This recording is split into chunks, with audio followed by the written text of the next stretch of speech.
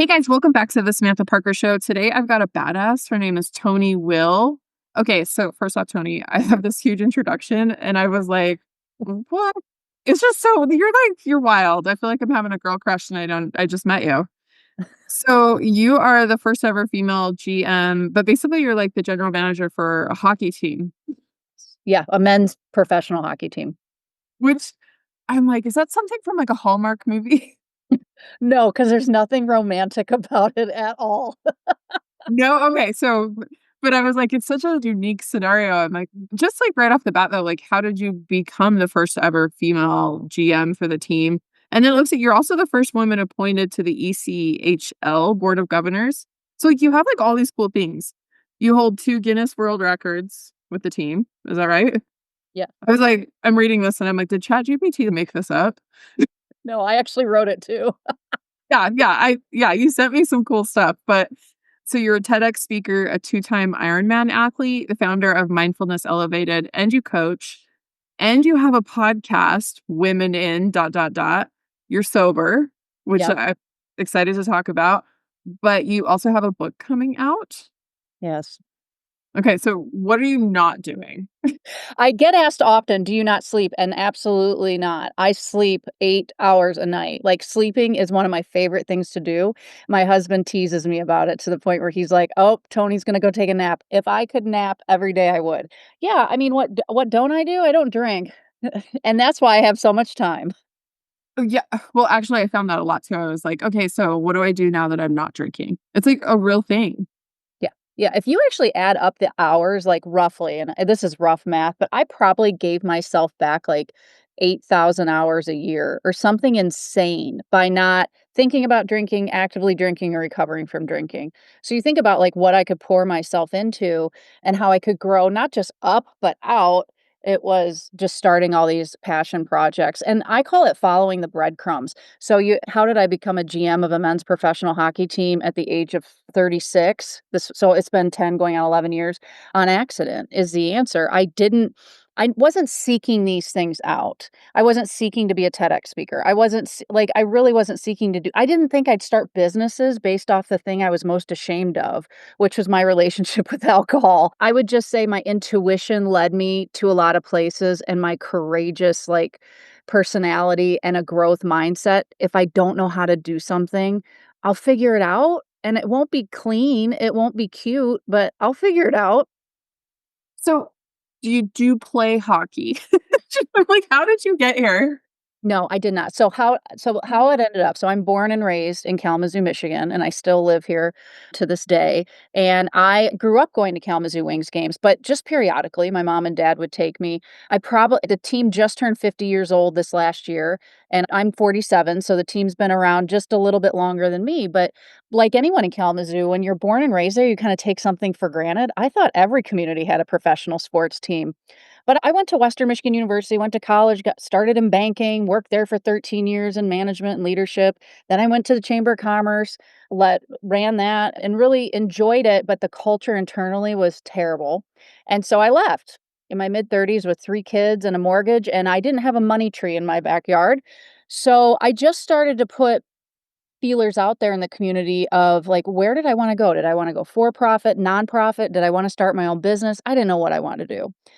So, I applied to be the store manager at a high-end fashion boutique in Kalamazoo called Sydney at the time, and I grew up wanting to be a fashion designer, but I couldn't sew, so I gave up, and so I it was in the Radisson Hotel, which is our marquee hotel in Kalamazoo.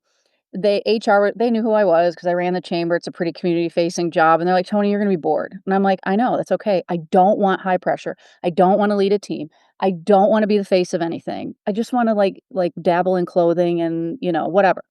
And they were like, "No, we got something else for you." Like 2 weeks later, they call me back. "We got an idea." I said, "Okay." They're like, "Listen, just hear us out." I'm like, "Okay." And they said, What do you think about the Kalamazoo Wings?" I go, "The hockey team?" And they go, "Yeah." I go, "They're still around?" And she started to laugh. She goes, "Yeah, and that's the problem. We need someone to come in there and turn it around."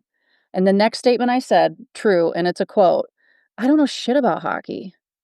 And they said, "That's okay. We don't want someone that knows hockey. We want someone that loves Kalamazoo, that knows how to run a business, and has relationships in this community that and can sell and build business front office team. Oh, and it's a 35% pay cut because it's Oh, pro sports. Yeah, and I thought about it, and I mean, we know the end of the story because here I yeah. am almost 11 years later, but, well, one of the key in this whole story is that, number 1, I didn't take the job because I thought I was gonna be some bra-burning feminist for women in sports. I had no clue. Took it because I love Kalamazoo, and I figured if I knew it was gonna be challenging. And money, if I am passionate about something, I truly believe money will follow, and that was the case. And so, yeah, here I am. And it was later in my career, the first 3 years, where I looked around, I'm like, "Holy shit, it's all white men." And I'm Yeah. like, "I got some work to do." And so I just started beating that drum. And I can be polarizing in that space, but I wanna take the women, all the generations behind me, millennials, Gen Z, Gen Alpha, bring them in my little elevator and, like, "Let's go, ladies, come on." So I've started all kinds of initiatives, spoke on many stages, ruffle some feathers here and there, but it's important. So I'm gonna continue to do that work, and I'm really proud of it. Yeah, you're definitely doing big work for sure, and you've shattered a lot of glass ceilings in, like, a male-dominated industry.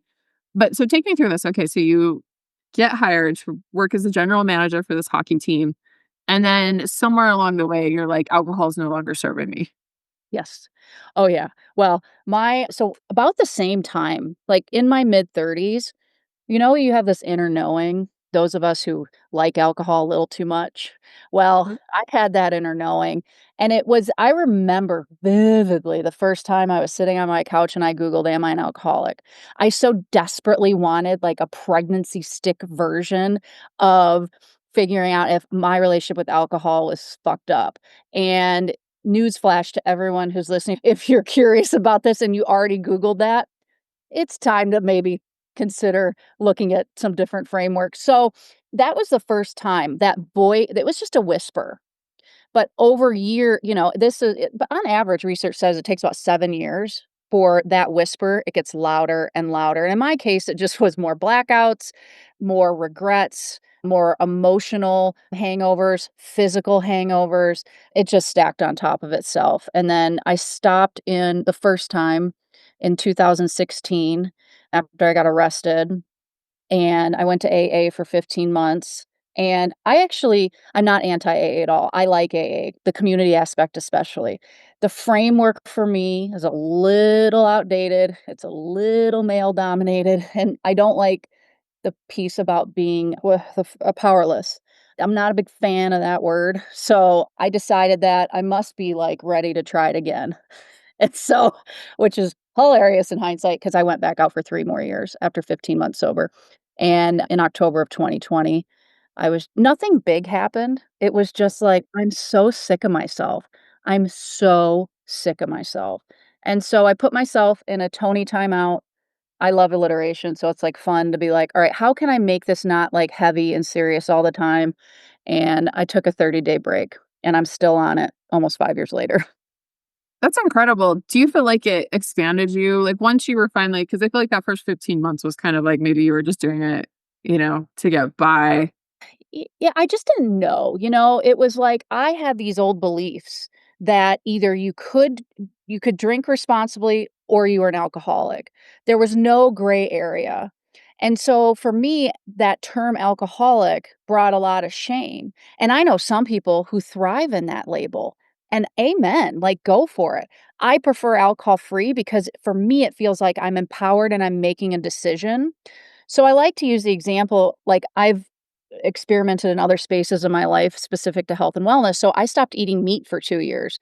I eat meat again now, but for 2 years I went vegetarian or vegan. I had a plant slant. I had all kinds of shit going on. But I didn't stop because I was a meataholic. It's not like I was just eating all this meat and I couldn't stop. So I'm like, why do we put this? So yeah, I was really open to different ways to look at this. And our in those years from 2016 to 2020, our the framework and the growth mindset really opened up in this space. And so it allowed me to tackle it again. And I was more ready because I was more sick of myself. Yeah. I think that was really me. Everyone's like, "Did you get arrested?" You know, my family was like, "Sam, we didn't know, like, did you get arrested?" And I was like, "No, I didn't get arrested." I should have for sure. Listen, nothing wrong with I mean, I have some street cred, I joke because I was in the slammer for 18 hours. But, yeah, I mean, it was now I can laugh about it, but back then, oh my god. I mean, but only because I talk about it so much. And it's like Brené Brown, she'll preach all day long, "If you talk about things you're most shameful of, guess what happens? They shrink." And she's not wrong, at least in my world. Yeah, and you know what's so interesting is it turns out, like, a lot of people have been through really crazy things, and I think sometimes we, like, really harp on ourselves and we're like, "Oh my gosh, we're so horrible. I got arrested this one time," or something like that, And it's the other day, just in a professional conversation, I was actually with a group of lawyers, and they were all talking, and each one of them was like, "Oh yeah, one time I got arrested," and I'm like, "What is going on?" So, Now you're like like, "Should I get arrested?" yeah, I'm like, "Well, I have not been arrested." Well, actually, I got arrested one time when I was 17 for shoplifting, Oh but my god. yeah, but I didn't actually really steal anything. I just, like, I discounted something and I bought it, which is stealing, it's theft. But they just drove me home, like, I didn't actually get arrested? Hey, but I mean, it counts, I think. You could throw that story in and you're with the rest of us. Yeah, my dad's like, "Did you just come home in a cop car?" I'm like, "I'm screwed." You know? And it's funny, we can laugh about now because you don't It steal. was funny, it was super funny. I wanted Eminem, like, the singer Eminem? Like, the rapper? Yeah. Not the singer, the yeah. I wanted his poster, but I only had, like, so much money on me, so I, like, put it on clearance and I bought it. It was, like, a horrible idea. Or innovative, I don't know. Yeah, I really wanted that poster. But do you feel like so you were doing a lot in your career, though, but when you finally were like, "Okay, I'm done with alcohol," did you see things expand or open? I mean, I know the answer to this, but Did I see things expand? Yeah, but yes. I mean, of course, everything in hindsight, it's like, yeah, but I was that first, month. I mean, when I quit drinking, hockey, just if take everyone back, and depending what state you're listening to this in or country, or we all were handling it a little bit differently. Michigan was really shut down, and so we didn't play hockey in the 2021 hockey season. And so for someone that's used to being all over the country and into Canada and in arenas and all this, we were home. I worked from home for 15 months. So I had an opportunity to look at that time and say, I'm still working. I mean, I still have a lot of work to do and I was working from home, but I could invest in myself or I could sit on the couch and still drink. So I decided to invest in myself. But those first 30 days were hard because I knew this time it was different because I'd already been sober once. And so I knew what the work was, and for me, it took a good 2 years to really find freedom. And by that, I mean it didn't take up any more brain space. So, yes, there was growth, but what I did do, which is my husband makes fun of me, we laugh about this, but at 2 months sober, I said, "I wanna get this certification to and start my own coaching business to help other people find freedom from alcohol." And he goes, "Tony, I mean, I love this, but you're like 8 weeks sober." And I said, "Yeah, I am." And he said, "That's like me losing some weight and then deciding I'm just gonna go open a gym." I'm like, "I know. It's crazy, isn't it?" But that's how and I go, "But I'm telling you, I think I'm on the front end of something." And so that's where Mindfulness Elevated was born, and that's where the real growth started happening because I took that time, invested it in myself, and I'm not a certification junkie. I got one, I got like, whatever, I gotta move on, like, I don't have time, and I did that, I launched the business, and then I kinda haven't stopped since, and then the growth kept coming with professional development coaching. I just kept following the breadcrumbs, and then my podcast, and then I created my own conference, and then my book's coming out, and this is over 5 years. It's not like I woke up, "I'm sober," and, like, did all this shit, like, it was over time. I feel like a lot of times, like, we have the momentum going, like, in our careers, like, just speaking for myself here, like, I had the momentum, I was doing it, but again, it was that voice in the back of my head. It was like, you could do so much more if you let the alcohol go. And I knew in order to, like, finally, like, move like, make that big jump I wanted, I was going to have to let it go. Yeah. And so it's like once you let it go, once you get over anything, your vices, your addictions, like any of those things holding you back, it's crazy like how it's almost like when they talk about quantum leaping and like that woo stuff, it almost feels like that. You're like, "Oh, this is actually possible now." 100%, and I love when anyone chooses to live alcohol free, but in particular women, because I find that women start to, as they get more comfortable in this new identity, that I really see a lot of peacock feathers flare out because a lot of times women make themselves small. Women like you and I don't. I could tell immediately when I connected with you and listened to your podcast. I was like, "Ooh, she swears a lot like me. She's got all." I mean, like you have a ton of personality, ton of drive. You're living out loud in this sober life, and you're proud of it. Not everyone feels that way, as you know, and so it's like women like us that will talk about it and be like, "No, it's normal." Like, you can get addicted to something. I always say this, we're addicted to our cell phones. We don't stigmatize cell phone addiction, but we stigmatize other addictions. And so, I don't know how I got on that soapbox, but yeah, I agree with you. Yeah, well, everyone has their vices, and it's like, if you can overcome them, it's crazy what opens up for you. Okay, so how do you, as a sober person, and you're in this, like, social professional environment of the sports world, how are you kind of, like, navigating alcohol, or do you have any tips for anyone? Yeah, so there are times when this was, especially at the beginning, like when I started traveling again after the world started to open up, where I was like, I don't know how I'm going to do this. And ironically, I was about 15 months sober again at the time. And so I had that little nugget in my head, like, "Ooh, you fell off at 15 months before," you know? And so I was in uncharted territory, and I was back on airplanes, and I was back at sports events, and alcohol's everywhere. So I really struggled. And I remember calling my husband one day, and I said, "You know, Josh, I don't know, I might drink." And he's very wise. He's a smart man because he knows if you tell me what to do, I'm gonna giant middle finger and go set myself on fire and self-sabotage myself. And so he just says, "Are you sure that's what you really wanna do?" And I'm like, and I'm crying, and I'm like, "Well, no, it's not. That's why I'm calling you." I said, "But I just don't want people not to respect me if I choose not to drink anymore." And he stops and he said to me, he goes, "Toni, what if they actually respect you more?" And it blew my mind. And what's even funnier about this whole story is I told him this, like, I don't know, I don't 3 months ago. I go, "Josh, you remember when you told me?" And he goes, "No, not at all." They never do, they never do. I'm like, "You remember that changed my life?" And they're like, "What the hell are you talking about?"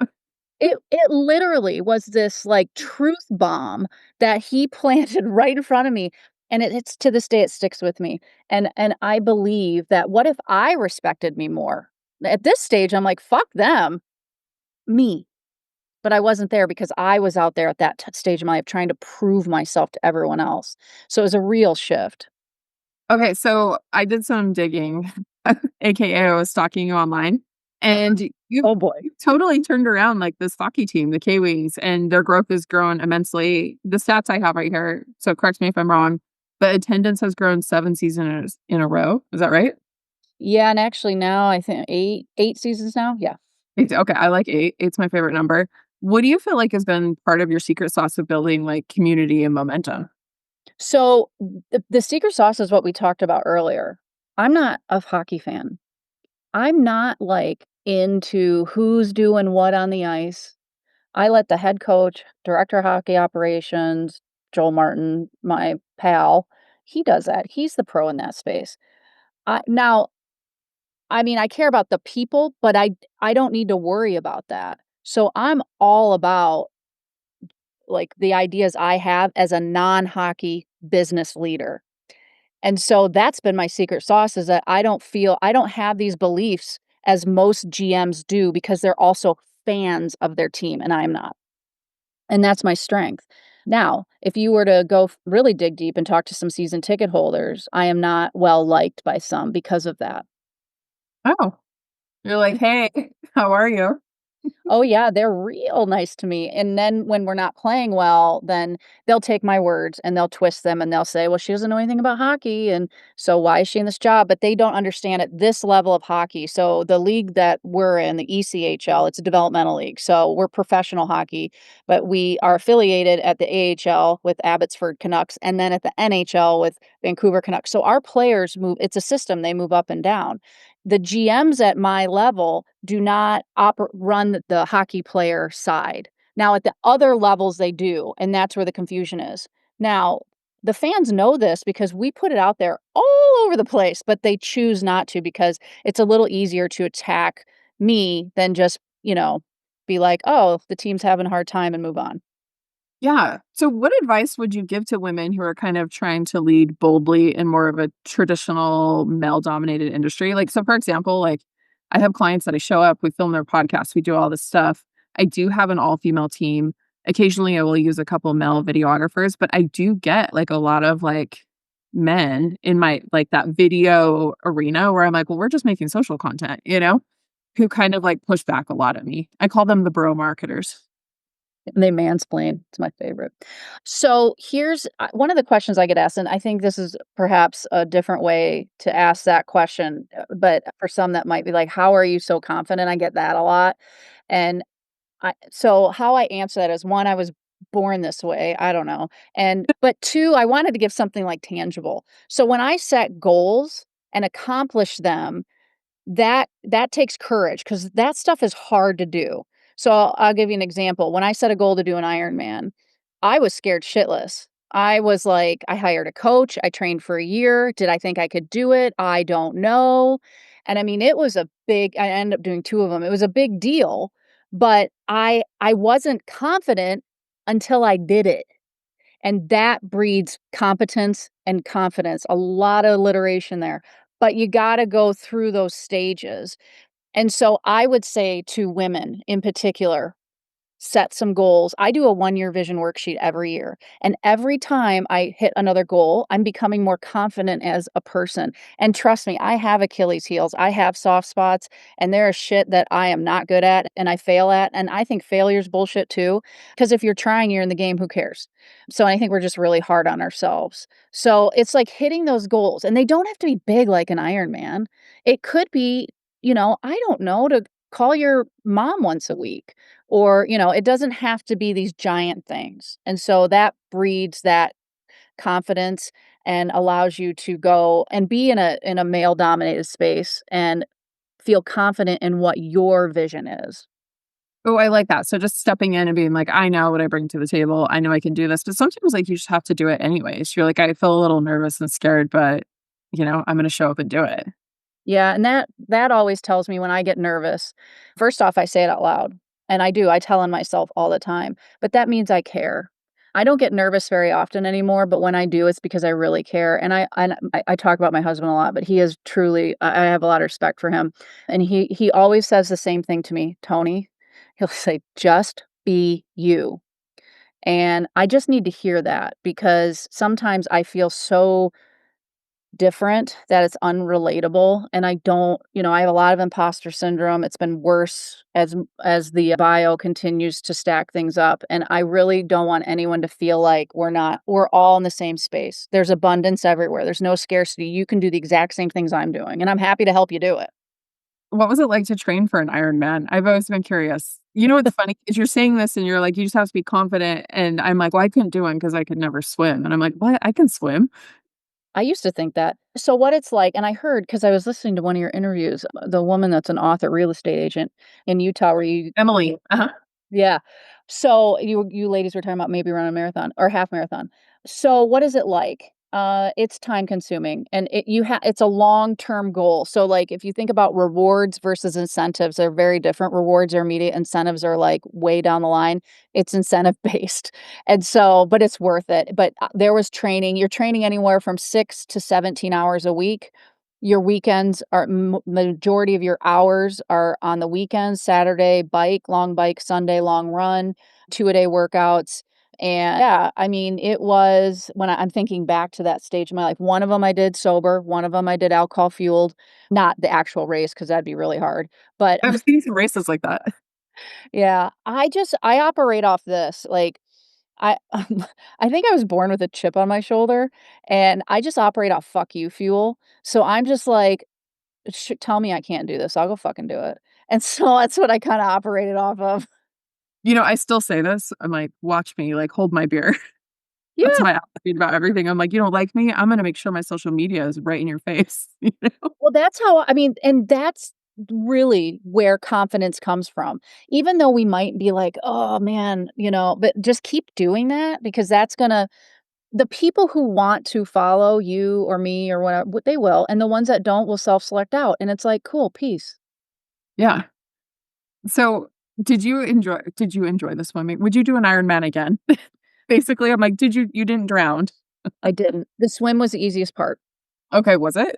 and if you have a good coach, yeah, the swim should be the easiest because it's the shortest, and it took me about an hour, less than an hour for both 2.4-mile swims. The bike was the so just so everyone knows, if you don't know what an Ironman is, 2.4-mile swim, 112-mile bike, and then you run a marathon, which is 26.2 miles. So, the bike took me 7 hours, a little over 7, 7.5, and then the marathon, 5-ish, because at that stage you run walk, and it was over 100 degrees in both Ironmans I did, Louisville and Chattanooga. Would I do it again now? I was 39 the last one I did, 39 years old. I don't know, I wouldn't be, and not because I don't think I can, I just wanna put my energy into other things, and 2 was good. Yeah. I 1 is good. That's, like, incredible. It Congrats on was that. Thank you. I don't have a lot of tattoos on my body, I just have 2, and one says Ironman in my handwriting, and that was the first Ironman I did, and then my wrist 144.6, so it's 140.6 miles when you do an Ironman, but Chattanooga is 4 more miles because of the river, so I had to be on the bike for 4 more miles, which is why the 144.6. It sounds insane. So I live in St. George, Utah, and we just had the Ironman here, but I believe it was a half Ironman. Yeah. Yeah, I Yeah. have some friends that did it. Yeah, it's so popular, and it's really fun to come down and watch, like, the elites finish, and then just watch the rest of the crowd it's really cool. I love it. Well, and I love that you're doing that, and here's why, because I bet you saw people just like you down there, and you're like, "If they can do it, I can do it." And that's where it started for me. I always go to these races, I'm like, "I can do this if they can." And Yeah. Sobriety has given me a lot of delusional thinking. it's I'm not like it's not. I have no doubt you could do it. But here's the thing with triathlon, for anyone that's interested, there's 4 different types of races. There's sprint, Olympic, half iron, and full iron. So you could start at a sprint, and that's where I started. I started doing small races, and then I worked my way up over a number of years to get to the Ironman. yeah. So when I first got sober, I had just barely taken up running. I'd been running for just, like, 1 month. It was weird, and my coach was like I had, like, a health coach, and she's like, "I don't think you should be running, blah, blah, blah, blah, blah," you know? And I was like, "I don't know." Like, I ended up firing her. I was like, "I can't work with you anymore because I just need to run." And then I got sober, and I'm like, "Oh, like, I feel like it was a gift from God," you know? But I'd Oh, only been running for a month, and it literally just it saved me. I haven't ran a half. Everyone keeps saying, "Sam, run the half," and I'm like, "I don't know, this morning I ran a 5K, like, I just like it," you know? yeah. I stepped away from racing all those years ago, but I just did a 5K race in my community for the first time in April after all these years, and I told Josh, he did it with me, and I said, "Do not let me sign up for something else because I know me." And this connects back to alcohol because those though all the brain chemicals are released, and when I keep saying, "Oh, it's fun," that's an indicator, do not sign up for something else because I latch onto those things. My brain loves that shit. And I am impulsive sometimes, so it's like, and I said for like 3 days after, it's fun," and I'm like, "Okay," and then it came down and I was more intentional, I didn't sign up for anything else. It's good. I can do a 5K and move on with my life. Yes, I did the 10K on my birthday, so I just turned 40, and I was like, "This will be really rad," you know? And I'm like, I'm feeling happy with that. Oh, well, happy birthday, 40th, it's a big one, and awesome about getting sober before you turn 40, like, how cool is that? I love that. I know, I'm like, "I'm not taking this shit into my 40s, guys." Good for So, you. you're writing a book, or is your book already done? No, it's in the middle right now. So yeah, it's called Not the Norm, and I am so it's a mix. So you take my TEDx talk, it's kind of like taking my TEDx and putting it in past 18 minutes into a book, but I open it with my arrest in 2016 and all the gory details there. And then I connect it to my 6 leadership pillars, which I talked about in the TEDx. And really, it's a book about not just quit lit, like how to quit drinking or quit doing something, but I take stories from my life that I really don't talk about publicly all that much and talk about the how. What have I done to get to the person I am now? And I want people to be equipped with like actionable ways to implement this in their life.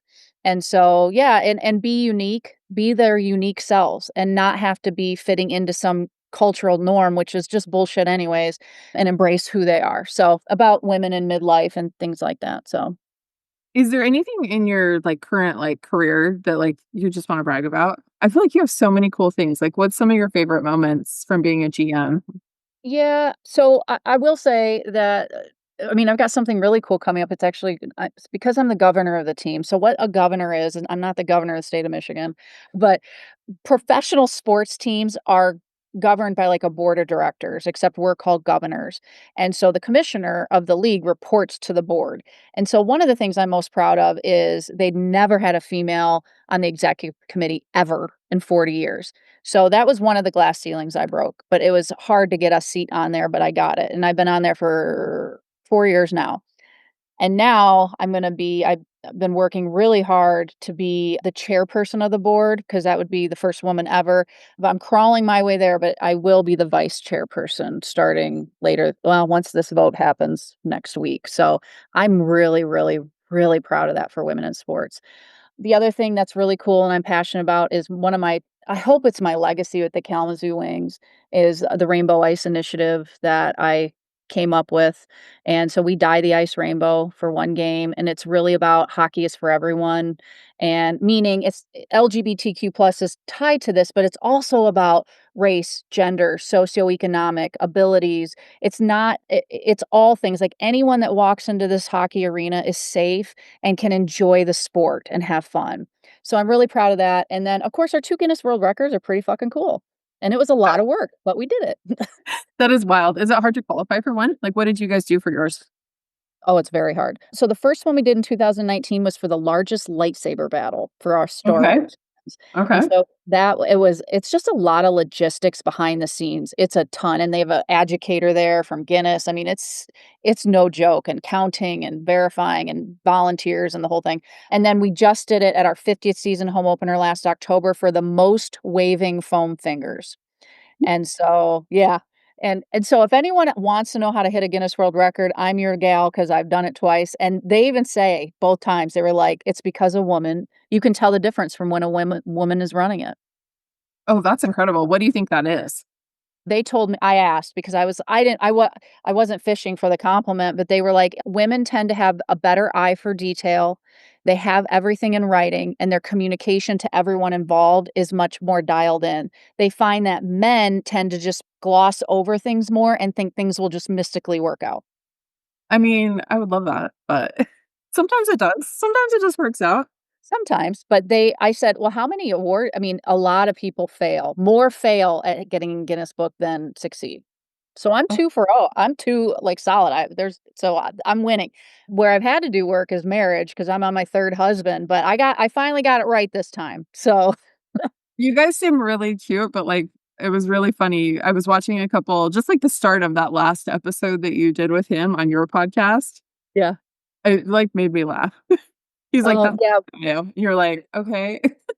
he's something else. Yeah, so we was it the Tinder one? Because we met on Tinder? It was just the one you just, like, posted on YouTube. Like, it was a Oh, that's on his podcast. Yeah, Josh just oh, it's launched on his podcast, okay. Yeah, he just launched a podcast, Surrounded by Brilliance, and I was a guest, and yes, his is all about being grumpy, his podcast. Mine is about lifting women up, and Okay, so that it's makes sense. He did seem a little grumpy, but, like, in a funny way. I was like, "I like this guy." oh, he's a total grump, but I love it. I mean, we work well, we're a good team, but I was like, "Go do your podcast, I love that you're doing this." Yeah, do you guys have kids? We do, but not together. We have a blended family, which is really hard to do, but we've done it pretty well. So 23-year-old daughter, which is his, and then a 21-year-old son and an 18-year-old daughter, and those 2 are mine.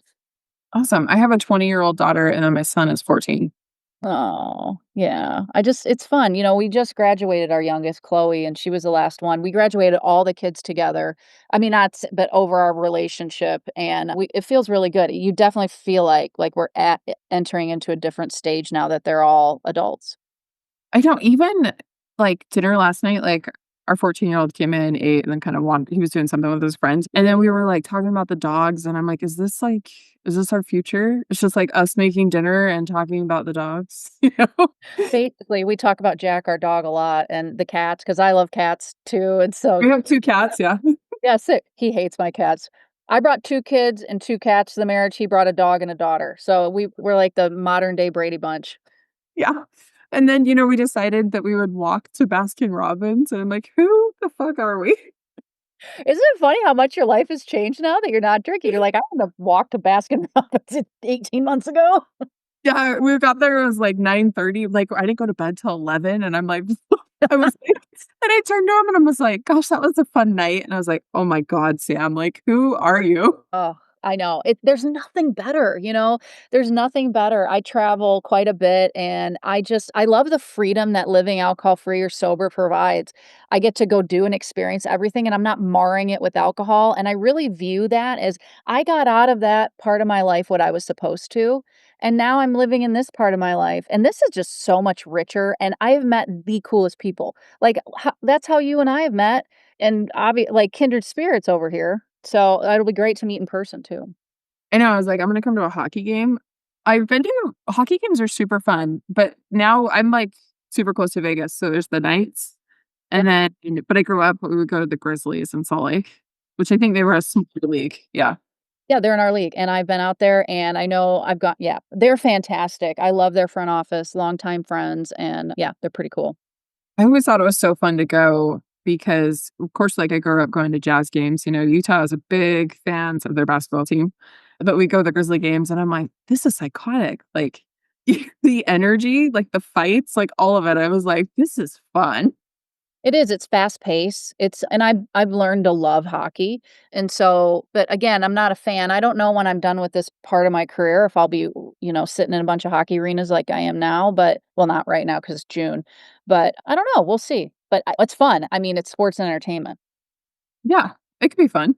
Okay, so well, how about this? You are going to Amplify, correct? I am. In I'm podcast. speaking. Yeah, yeah. Yeah, I was gonna say we were, but then I was like, I better make sure that you're going. I'm pretty sure you're going. I So am going. yeah, so you're gonna be speaking at Amplify, which is I've been trying to figure out how to describe it. I'm like, it's like a subshoot of Podfest, which Podfest is a huge deal. Anyone who podcasts knows about Podfest. People talk about it all the time. But Mhm. Amplify is a really cool like side event for sober people, basically sober influencers that are like looking to get their voice out. And you're gonna be speaking there. Yes. And it's in January. So are you excited to go?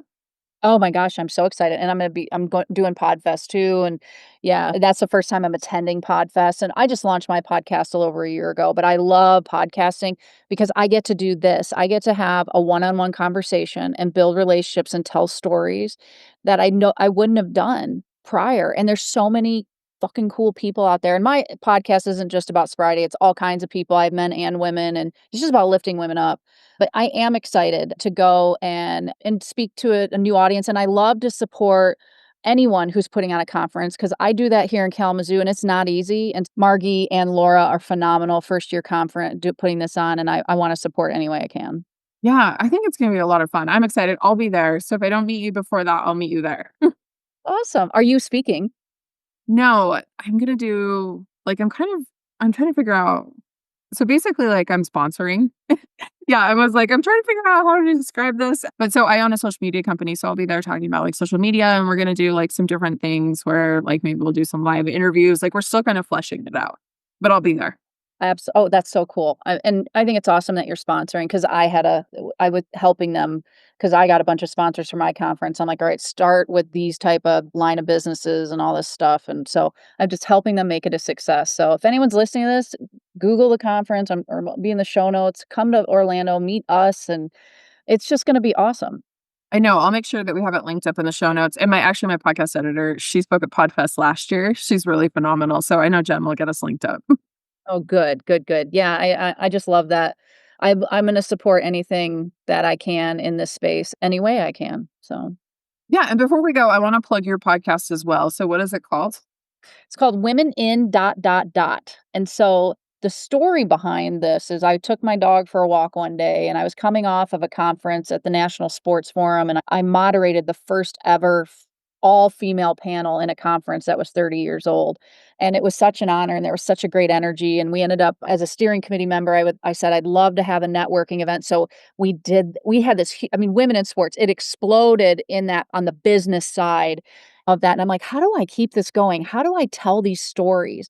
And so I'm walking Jack, and then I come home and I'm like, "I'm gonna launch a podcast," and I just typed out my idea, I don't know how to do this shit, so I call the people that know, and 30 days later, my first episode came out, and so it's I have men and women, as I mentioned a few minutes ago, and it because first off, the word men isn't women, and men came from women, and most men have important women in their lives, their mothers, their daughters, their wives, whoever, and so I wanna tell all those stories, and we talk about all kinds of things. I do 0 prep work for my podcast because I'm just having a conversation with the person in front of me and just want to shine a bright light on everything and anything they're doing.